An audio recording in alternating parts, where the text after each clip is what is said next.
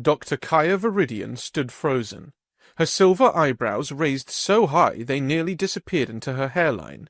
The scanning drone hovered above the human patient. Her hand trembled slightly as she stared at the readout, then back at the unconscious alien on the hospital bed. "How?" she whispered, more to herself than to the medical drones hovering around her. "The internal bleedings should have killed him hours ago." Yet, there it was on the screen. The unmistakable signs of vessels repairing themselves, of a body fighting back against wounds that should have been immediately fatal to any other species. The human's body was somehow healing. Earlier that day, Kaya had been in the middle of reviewing patient files when the emergency alert had sounded throughout the research station. As head physician of Arkrad's premier medical facility, she was accustomed to being summoned for critical cases, but the notification had specified something she'd never encountered before: a non-Arkradian humanoid species, critically injured. The emergency bay was awash in the station's characteristic blue-white light, designed to eliminate shadows and provide optimal visibility for surgeons. Medical drones, small, hovering devices with screens that could position themselves anywhere needed, were already swarming as she entered. On the stretcher lay a creature unlike any she had treated before. His clothing had been cut away, revealing pale skin covered with strange patches of dark hair. The most prominent concentration of hair was on the top of his head, short and brown. Blood, a shocking bright red, unlike the green of Arkradian blood, seeped from multiple wounds. Kaya approached cautiously, her analytical mind immediately cataloguing similarities and differences. Like Arkradians, this being had 2 eyes, a pair of arms and legs, and a mouth on his face. But where her own skin was a deep, dark green, a trademark of her species, his was a pale pinkish beige. Where her hair was a striking silver, natural for Arkradians of all ages, his was this curious brown. "It's a human," came a voice from behind her. Dr. Crodo, one of her younger colleagues, had stepped up beside her. "Planetary Security says he was in a lone ship that got into a firefight with Crodarian warriors. 5 against 1, apparently. Somehow, he still managed to land his ship on our world and request help before passing out from his injuries." Kaya froze in surprise. 5 Crodarians? And he survived long enough to land? Impressive. She leaned closer, examining a particularly deep wound on the human's abdomen. "Though not for much longer, I suspect. Prepare the neural scanner. I need to assess the brain damage." "Do we really need to expend resources?" Crodo asked quietly. "This species has no treaties with Arkrad. Technically, we have no obligation to—" "He's a patient who made it to my operating table," Kaya interrupted, her tone leaving no room for argument. "I don't let patients die because of politics, Dr. Crodo." The neural scanner revealed what Kaya had feared: significant bleeding around the brain. The impact from the crash had caused the human's brain to collide with his skull, rupturing blood vessels. Blood was pooling dangerously, creating pressure. "He won't survive this," she said clinically, though a flicker of disappointment crossed her features. "But we'll do what we can. Prepare for emergency extraction of the hematoma." "The procedure is too risky," Crodo protested. "We don't know enough about human physiology to—" "Then we'll learn," Kaya said firmly. "Quickly." The procedure was like navigating uncharted space. Kaya worked methodically, directing the medical drones to assist as she carefully drained the pooling blood from around the human's brain. The inner structure was remarkably similar to the Arkradian neurology in some ways, yet alien in others. She couldn't help but marvel at the complexity, even as she remained certain her efforts were likely futile. After 3 intense hours, she had done all she could. The bleeding had been stopped, the pressure relieved, but the damage was extensive. In an Arkradian patient, this level of trauma would have been unsurvivable. They would never have made it to the operating table. "That's all we can do," she announced, stepping back from the table. monitor his vital signs and inform me immediately of any changes." The staff dispersed, leaving the unconscious human under the watchful sensors of the medical drones. But Kaya lingered.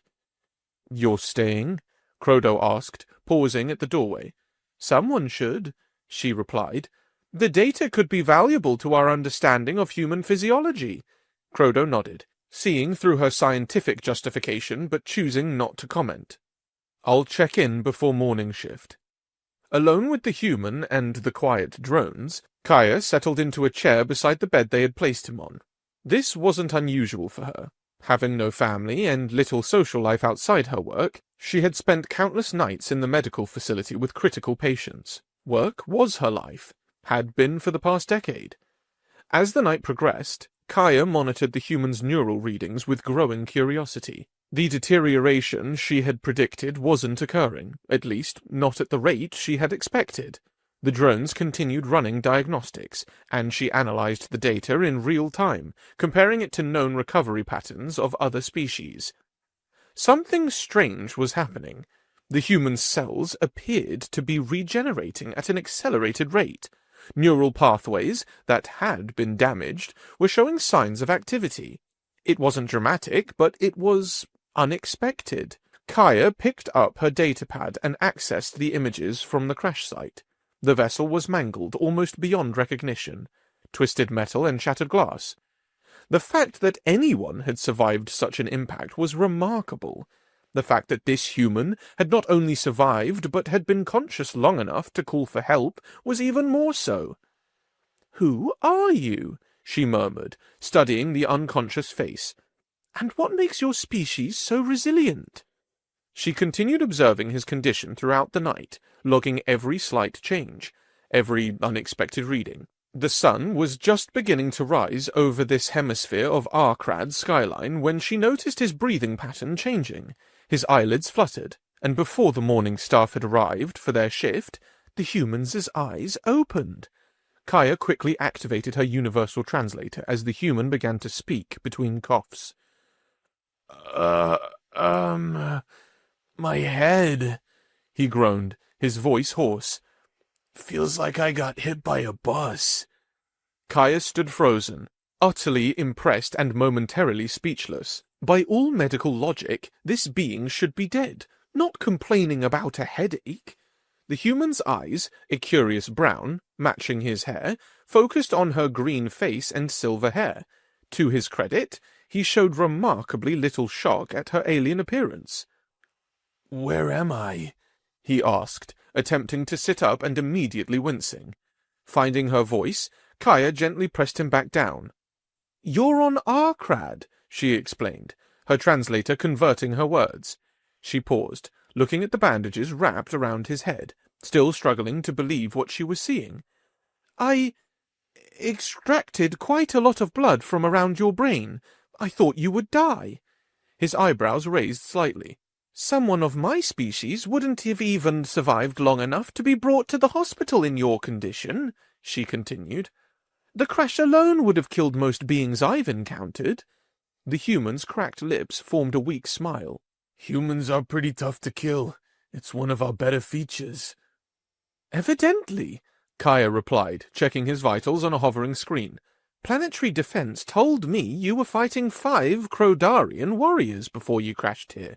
That's utterly stupid." He attempted a shrug that turned into a wince. "Wouldn't be the first time I've been outnumbered. Though I have to say, they put up quite a fight." He looked at her directly. "I'm Peter, by the way. Peter Kowalski. Since you've seen my brain and all, we should probably be on a first-name basis." "Dr. Kaya Viridian," she replied, finding herself strangely entertained by his casual manner in the face of what had nearly been his death. "Head physician at this research facility." "Nice to meet you, Dr. Kaya," Peter said. "I'd shake your hand, but I'm not sure I can move mine yet."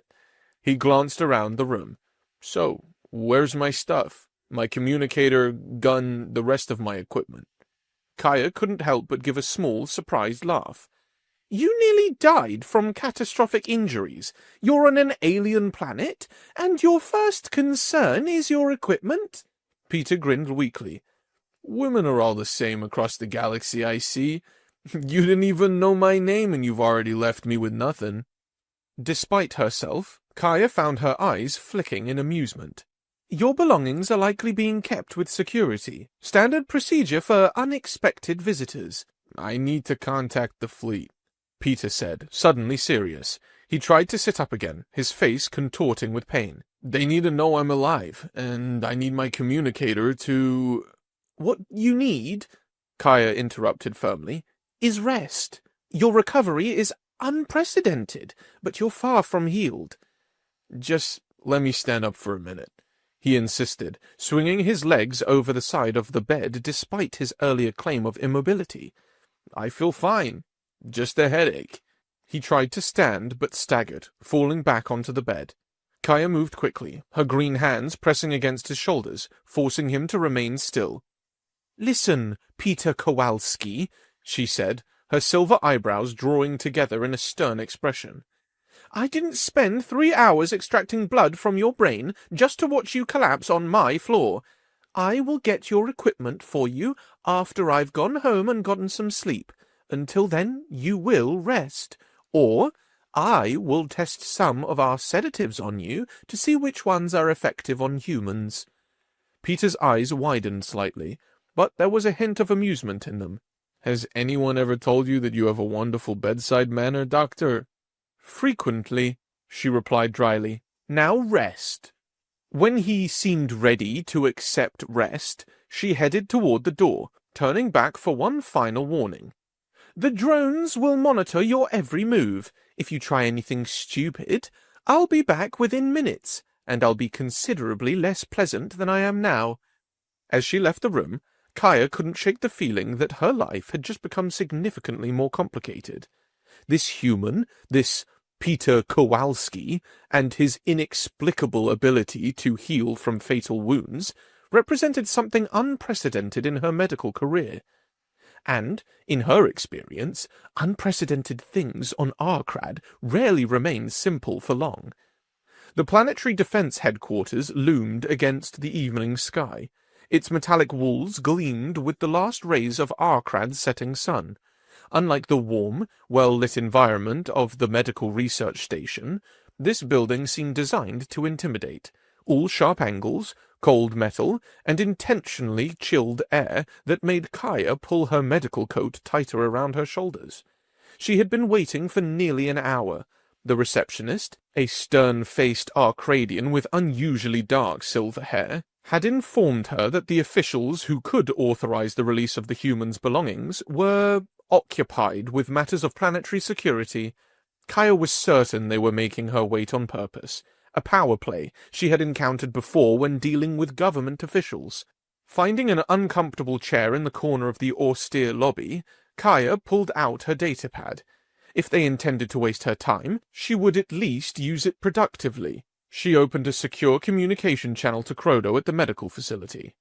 His face appeared on the screen, his expression changing from neutral to surprised when he recognized her.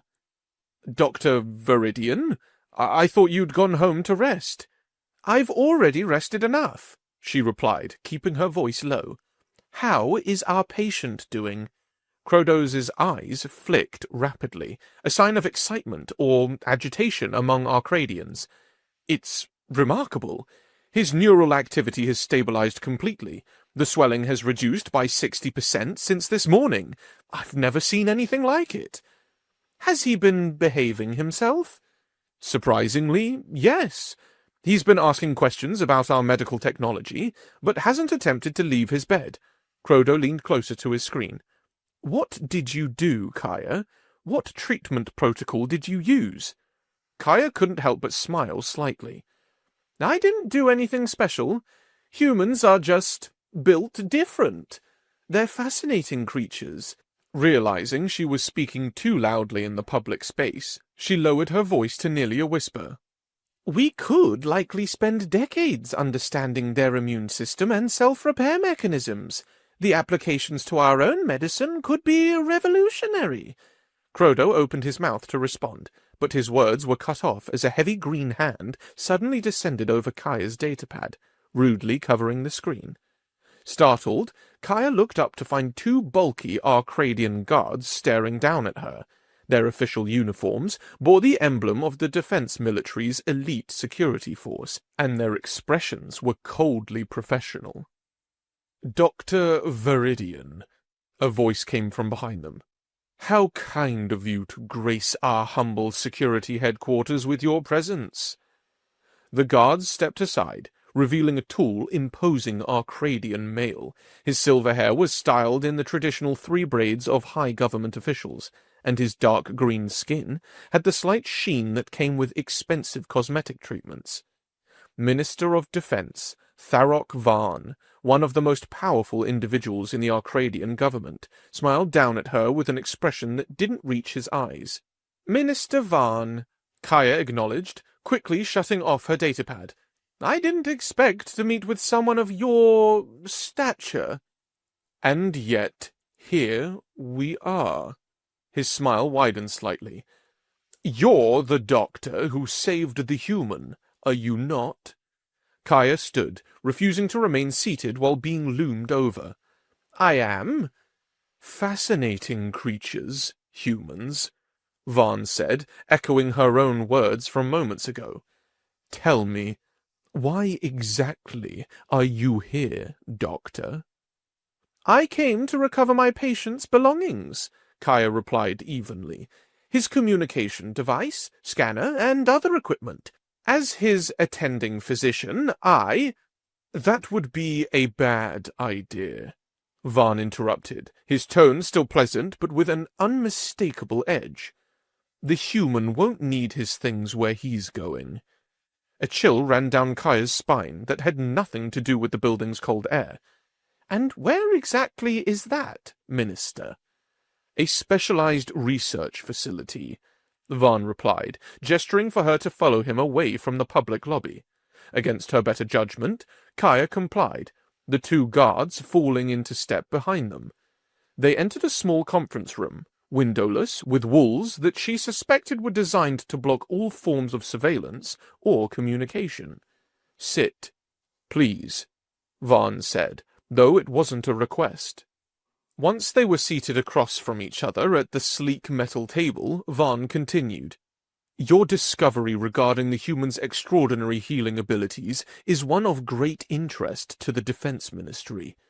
We believe studying this creature could lead to significant advancements, treatments for currently incurable diseases, enhanced healing for our soldiers, perhaps even methods to extend our natural lifespans."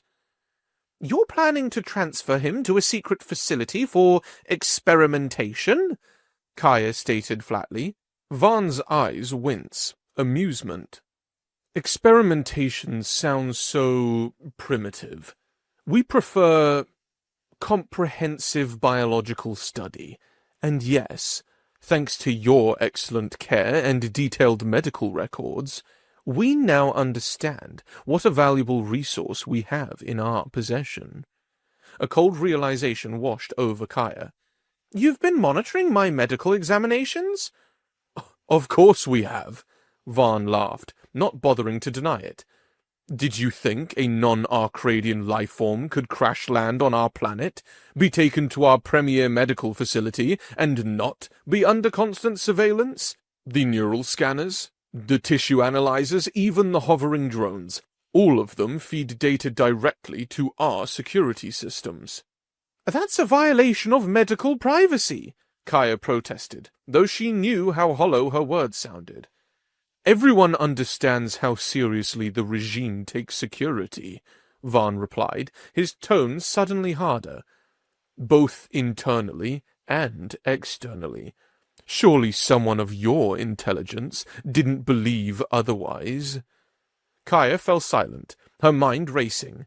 She had been naive, focused solely on saving a life without considering the broader implications of what the human's unique physiology might mean to a government always seeking advantages.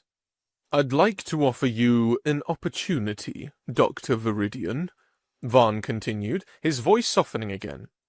"Your expertise would be invaluable in studying the human. Continue your research. but in our specialized facility.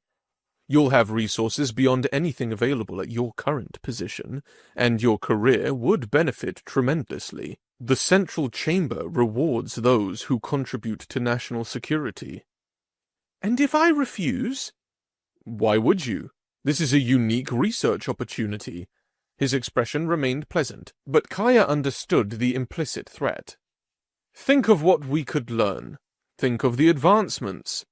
What about the diplomatic implications? Kaya asked. Holding a human against his will could provoke a war with humanity. They might not be as technologically advanced as Arcadians in some areas, but they're numerous and, as we've seen, remarkably resilient. Vaughn waved a dismissive hand. No one knows this human is here. His ship's distress signal can't travel faster than light.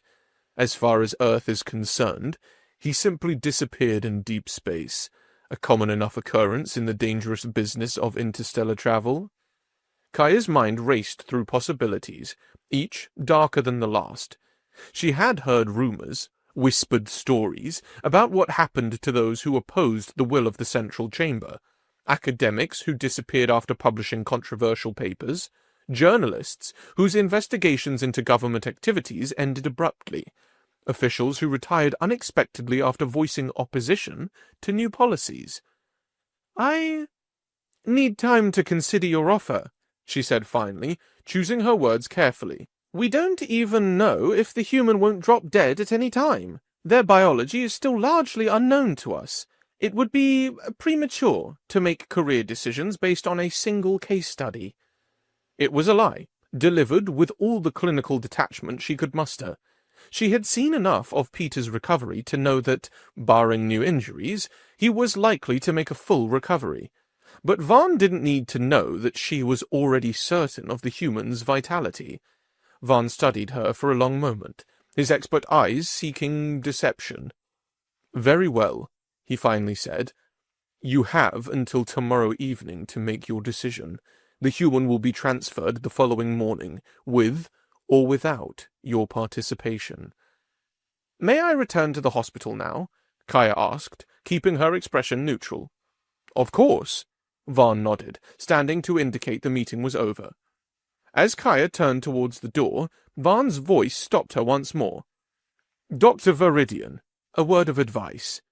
Having a hero complex is not good for one's health in these uncertain times. His tone shifted, becoming silkier. But ambition can take you far. Kaya didn't respond, simply nodding before walking out, past the guards and through the lobby with controlled steps, and betrayed none of the turmoil inside her. It was only when she reached the outside air, the evening breeze cool against her face, that she realized how wildly her heart was beating.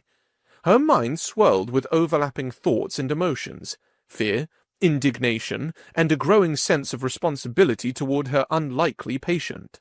The medical transport she had arrived in waited for her, its automated systems recognizing her approach and opening the door. As she settled into the seat and the vehicle began its journey back to the medical facility, Kaya considered her options. She could accept Vaughn's offer, continue her research under government supervision. It would be the safest choice for her career, her life even. And there was a part of her, the scientist, that was genuinely fascinated by the research potential. Or she could refuse, potentially facing consequences she didn't want to contemplate. But even if she declined the position, Peter would still be taken, still be studied, without someone advocating for his respectful treatment. There was a third option, one that she could barely bring herself to consider. She could help Peter escape, but that would make her a traitor to Arkrad, risking everything she had worked for, everything she was. As the medical facility came into view, its lights bright against the darkening sky, a heavy question weighed down on her. What would she tell Peter when she returned? He would ask about his belongings, expecting her to have retrieved them as promised. Instead, she would have to face him knowing what fate awaited him, knowing that in less than 2 days he would be transferred to a facility where he would likely spend the rest of his life as a research specimen. Or she could warn him. But to what end? A severely injured human, alone on an alien planet, against the full might of the Arcadian security forces, it would be giving him hope where there was none. As the transport came to a stop outside the medical facility's staff entrance, Kaya remained seated for a moment longer, her reflection staring back at her from the darkened window, her silver hair dishevelled, her dark green face drawn with worry. "What's the right thing to do?" she whispered to herself, knowing full well there might not be a right answer, only choices with varying degrees of consequence. With a deep breath, she stepped out of the transport and headed inside, still uncertain what she would say when Peter inevitably asked the simple question, "Did you get my stuff?" Her answer, whatever it might be, would set in motion events that could change everything. For Peter, for herself, and perhaps for the relationship between their species. Peter Kowalski was getting used to alien hospitality. All things considered, it could have been worse. The medical bay was spacious and clean, with its strange blue-white lighting that seemed to eliminate all shadows. The bed was surprisingly comfortable, adjusting to his body in ways Earth technology hadn't quite mastered yet. The main drawbacks were the food.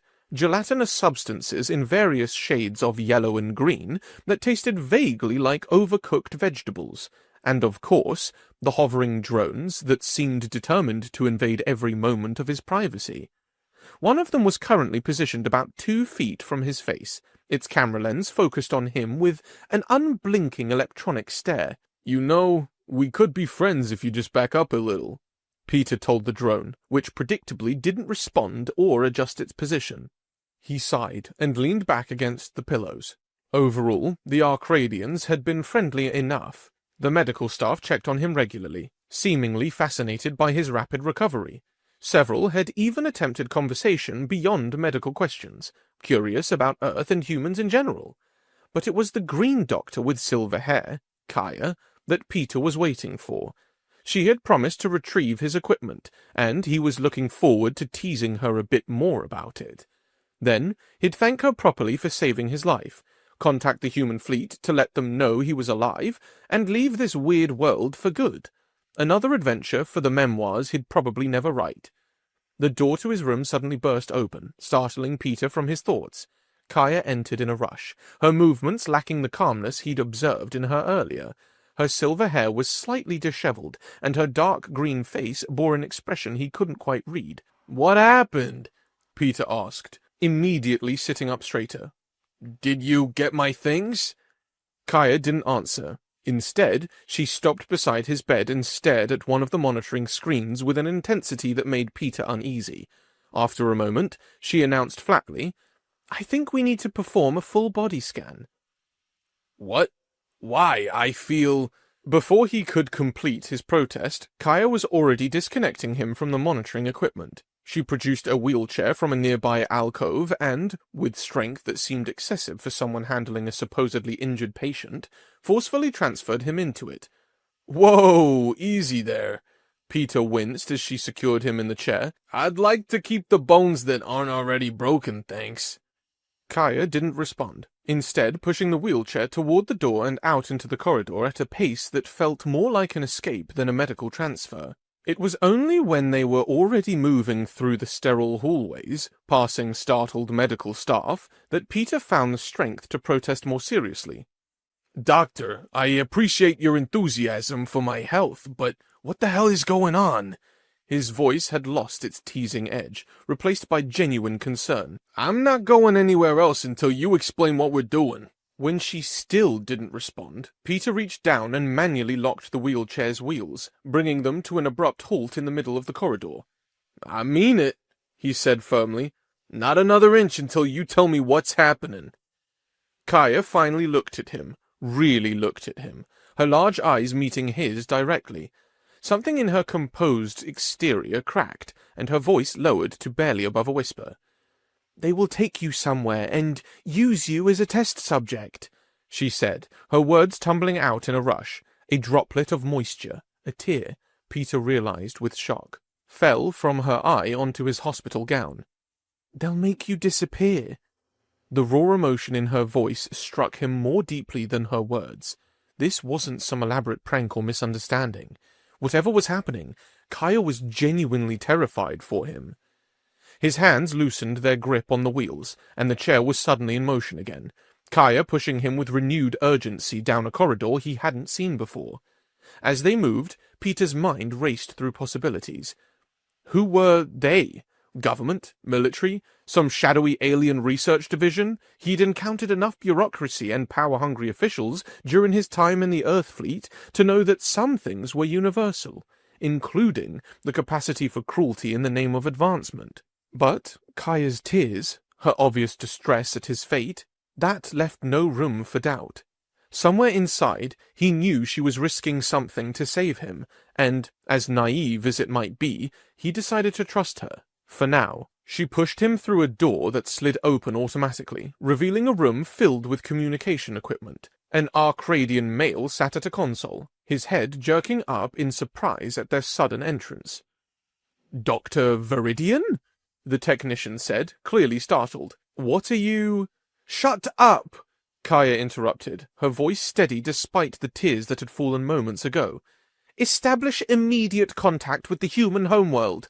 The technician's inner eyelids flicked rapidly as he looked from Kaya to Peter and back again. "I don't understand. Protocol requires authorization from—" "I said now!" Kaya's voice rose sharply. "This is a medical emergency. I am technically your superior, and you can say goodbye to your job if you don't obey me." The technician hesitated, then seemed to recognize something in Kaya's demeanor that convinced him of her seriousness. "Video communication is the only channel available for direct contact," he said, his fingers already moving towards the console. "Even better," Kaya replied. A large screen on the wall activated, displaying static at first, then resolving into the image of a surprised-looking human officer in an Earthfleet uniform. "This is Earthfleet Command," the woman on the screen said, her professional demeanor not concealing her surprise at receiving a direct transmission from what she clearly recognized as an unknown source. "Identify yourself." Before Peter could speak, Kaya stepped forward, her words pouring out in a torrent. "My name is Dr. Kaya Viridian of Arkrad. Your pilot, Peter Kowalski, crashed on our world after an encounter with Crodarian ships. He is alive and recovering well under my care." She gestured to Peter in the wheelchair. "But my superiors intend to transfer him to a secret facility for experimentation. They plan to make him disappear." The human communications officer's expression shifted from professional neutrality to alarm. Peter tried to interject, but Kaya continued, her voice growing more urgent. "If you don't hear from Peter again, it's because he's being used for experiments somewhere, or, perhaps, has already been killed." She turned to look at Peter, her eyes softening. "My burden is lifted. Whatever happens from now on, I've done all I could to save him." The person on the screen asked more questions, but Peter barely heard them. He was staring at Kaya, finally understanding the full weight of what she had just done. For him, a stranger from another world. 2 months later, the cell in the high tower of Arkrad's maximum security detention center was small but clean. Kaya lay on the narrow bed, staring at the ceiling with empty eyes. Unlike the other prisoners, she had been deemed too disruptive to be allowed access to the communal sun deck or exercise yards. No fresh air, no companionship, just endless isolation. She knew the real reason for her solitary confinement had nothing to do with being disruptive. It was the fallout from her decision 2 months ago, the interspecies scandal that had rocked not just Arkrad, but several neighboring systems as well. Did she regret saving the human and causing what news networks were calling the biggest diplomatic crisis of the galactic year? Absolutely not.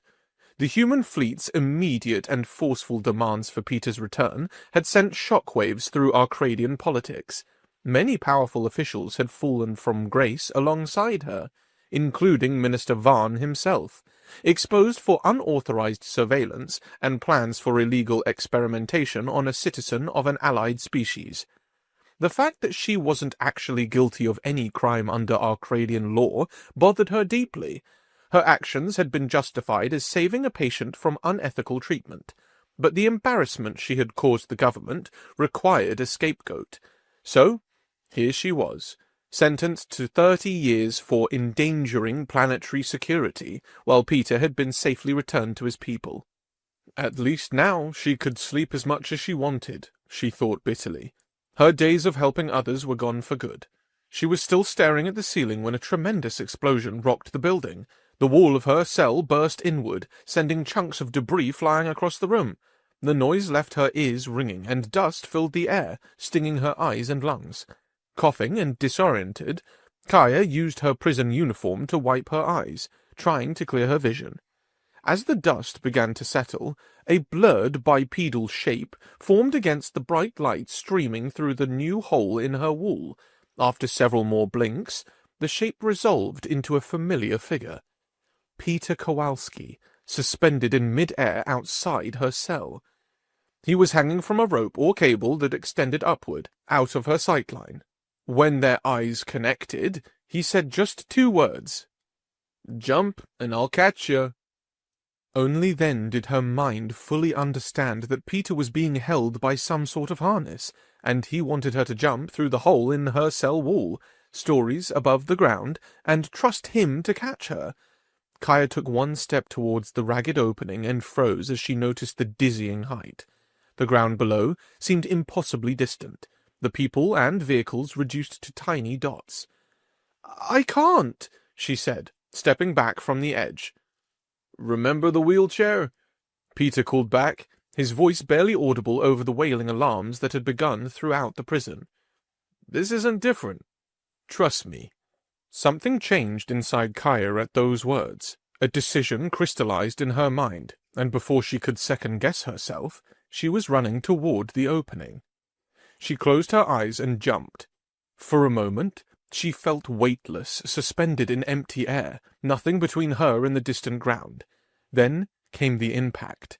Not of hitting the ground, but of being caught by strong arms. She felt a firm grip she had never experienced before, securing her against the fall. When she opened her eyes, the rope was already being pulled upward, lifting them toward what looked like a sleek ship with some sort of stealth technology. Its outline seemed to waver and shift against the sky, making it difficult to focus on. "I didn't think humans had this sort of stealth tech," she commented, trying to sound casual despite her racing heart and the shouting of guards now visible in her destroyed cell below. "Good thing neither did your government," Peter replied with a grin. Still clinging to him as they ascended toward the waiting ship, she asked, "What happens to me now?" Peter laughed, a warm sound that somehow made their precarious position seem less terrifying. "Being welcomed and received as a hero on Earth, or protected by the Galactic Council. Those are the options you can choose." Noticing her surprise, he added, "Don't worry. If anything goes wrong, I'll save you again. No amount of prison breaks is enough to thank you for what you did." Kaya didn't reply. Instead, she simply rested her head against his arm and watched as the prison grew smaller below them, the wind rushing past as they rose toward freedom, and whatever the future might hold, a new life certainly awaited her.